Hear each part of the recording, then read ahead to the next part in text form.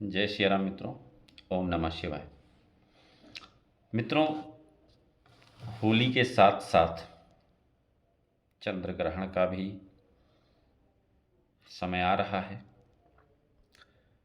चूँकि होली पूर्णिमा को होलिका दहन जो 14 को बन रहा है, भारत में दिन में है।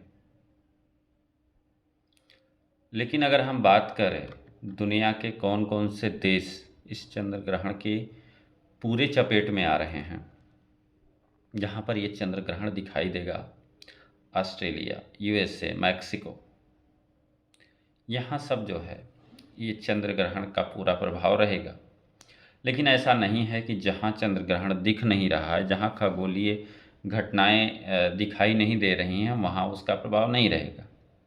हाँ, जहाँ दिख रहा है वहाँ पूरी तरीके से प्रभाव रहेगा, और जहाँ नहीं दिख रहा वहाँ आंशिक प्रभाव रहेगा। अगर हम बात करें तो चंद्र ग्रहण की, तो वो अमेरिका में ज़्यादा असर डालने वाला है, क्योंकि चंद्रमा जब पीड़ित होता है तो व्यक्ति का मन पीड़ित होता है। ठीक है, जनता की भावनाओं पर असर डालता है, उनके मन पर, मस्तिष्क पर असर डालता है। ये जो चंद्र ग्रहण बन रहा है आने वाले, इसका असर लगभग 55 से 60 दिनों तक रहेगा। ठीक है, और इस बार जो चंद्र ग्रहण के समय चंद्रमा पर जो लाल रंग की आभा दिखाई देगी, उसका अगर हम ज्योतिषीय संबंध निकालें तो ज्योतिष के दृष्टिकोण से भी अच्छा नहीं माना जाता है, क्योंकि सिंह राशि में बड़ी आपदाओं को जन्म दे रहा है, देता हुआ दिखाई दे रहा है ये चंद्र ग्रहण।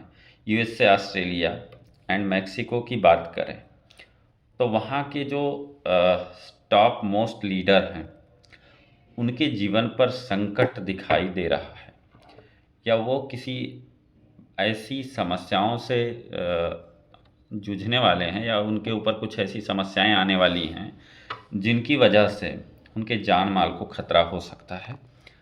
ऐसा संकट दिखता हुआ नज़र आ रहा है।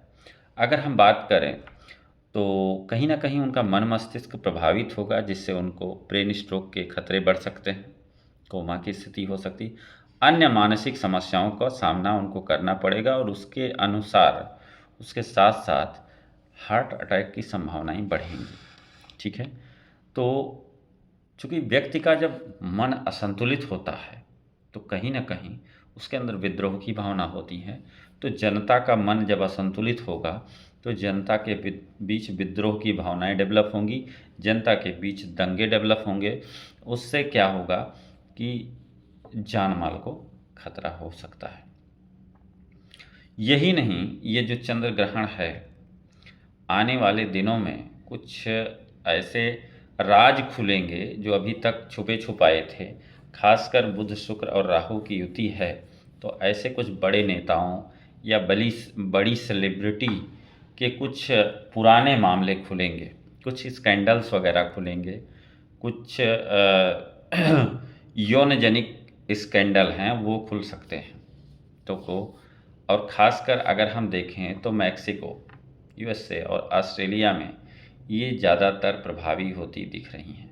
अगर हम भारत की स्थिति देखें तो जो कोस्टल रीजन है, साउथ के रीजन हैं, वहाँ ये समस्याएं हो सकती हैं। वहाँ की कुछ सेलिब्रिटीज़ के ऊपर कुछ ये समस्याएं बन सकती हैं।